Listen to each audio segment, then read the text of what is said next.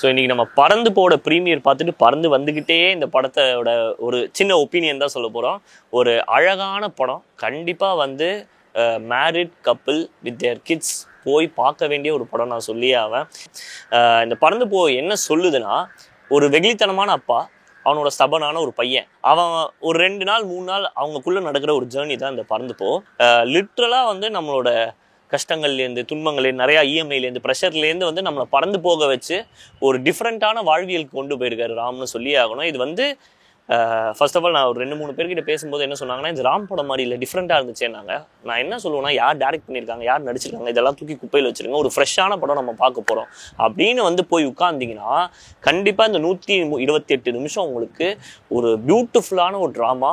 எல்லா மொமெண்ட்டுமே நீங்கள் சிரித்து, அதாவது இந்த கிரிஞ்சு அது இதுன்னு ஓவராக பேசுவானுங்களா, அவனுங்க பக்கமே உட்காந்துடாதீங்க. எவனாவது நக்கலாக வந்துட்டு பின்னாடி பேசினாலும் அவனெல்லாம் வாங்காதீங்க.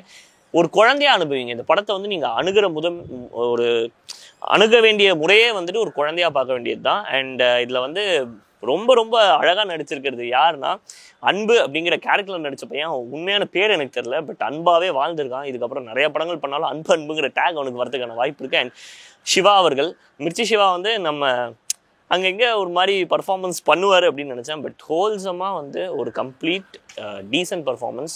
அந்த ஸ்கேலை மெயின்டைன் பண்ணி ஒன்று பண்ணியிருந்தார். கொஞ்சம் ஓவர் போர்டாக போயிருந்தது தான் அந்த ஹீரோயிசம்லாம் அவருக்கு தெரிய வந்திருக்கும். அது ரொம்ப நல்லா இருந்துச்சு. அண்ட் கிரேஸ் ஆண்டனி, அந்த 2 கப்பலும் பார்த்தீங்கன்னா அவனுக்கு நிறைய ஆசை இருக்குது, ஆனால் எதுலேயுமே முழுசாக அவங்களுக்கு தெரியாது, அங்கே இங்கே தான் தெரியும். அந்த மாதிரி ஒரு perfect couple, made for each other couple.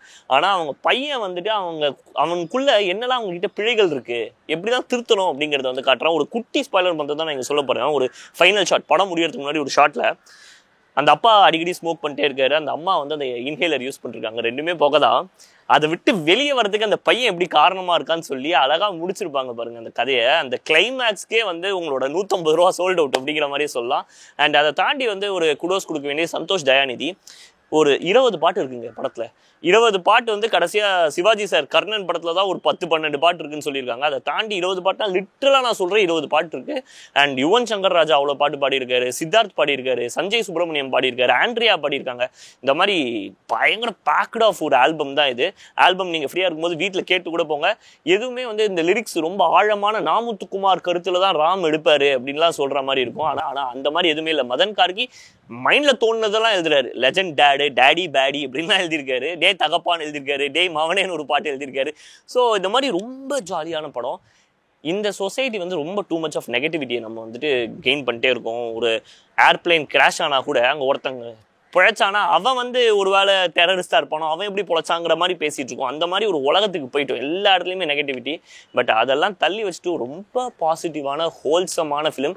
இதில் இன்னொரு ஒரு மிகப்பெரிய பாசிட்டிவ் வந்து ரன் டைம். எடிட்டருக்கு மிகப்பெரிய குடோஸ். ஏன்னா வந்து சீன்ஸ் எல்லாம் ரிப்பீட் ஆகுற மாதிரியே இருக்குது ஒரு சில சீன்ஸு. அதில் வந்துட்டு நீங்கள் எதை வைக்கணும் எதை தூக்கணுங்கிறதுல ரொம்ப ஷார்ப்பாக இருக்காரு. பிகாஸ் ராம் மாதிரி ஒரு கிரியேட்டர்கிட்ட போய் நீங்கள் ஆர்கியூ பண்ணிருக்க முடியாது, இந்த சீன் வேணாம் அந்த சீன் வேணான்னு. அதெல்லாம் வந்து ஃபுல்ஃபில் பண்ணி ஒரு ரொம்ப கிறிஸ்பான ரன் டைம் கொண்டு வந்துட்டாரு. அதுக்கு ஒரு மிகப்பெரிய குடோஸ். அண்ட் ஏகாம்பரம் அவர்களோட அந்த கேமரா பியூட்டிஃபுல்லாக பூண்டு விளையாடி இருக்கு. இயற்கையை ரொம்ப டூ பாயிண்ட் காட்டியிருக்காங்க. அண்ட் இதில் ஒரு க்யூட்டான ஒரு கேமியோ இருக்குது. நம்ம அந்த 96 வந்து ஒன்று சொல்லுவோம்ல, அந்த ஓல்ட் ஸ்கூல் க்ரஷ், அந்த மாதிரி ஒரு மேட்ரு இங்கே வச்சுருக்காங்க. அந்த கேமியோ எனக்கு ரொம்ப பிடிச்சிருந்தது. ஒரு சூரியகாந்தியோடு அதை கனெக்ட் பண்ணியிருப்பாங்க. அதை கண்டிப்பாக அந்த சீன் வந்து மேபி நீங்கள் படம் பார்த்துட்டு வந்துட்டு இதோட ரெசனேட் ஆக முடியும். ஸோ ஓவராலாக நான் பறந்து போக்க என்ன சொல்லுவேன்னா, இந்த ஸ்ட்ரெஸ்ஸான வாழ்க்கையில் பைக்கு டென்ஷனு, வேலைக்கு போகணும், இஎம்ஐன்னு இருக்கிற வாழ்க்கையில் நீங்கள் கொஞ்சம் பறந்து போய் ஒரு 2.5 மணி நேரம் ஜாலியாக பார்க்கக்கூடிய படம். தயவு செஞ்சு பறந்து போய் தியேட்டரில் பார்த்துக்கலாம்.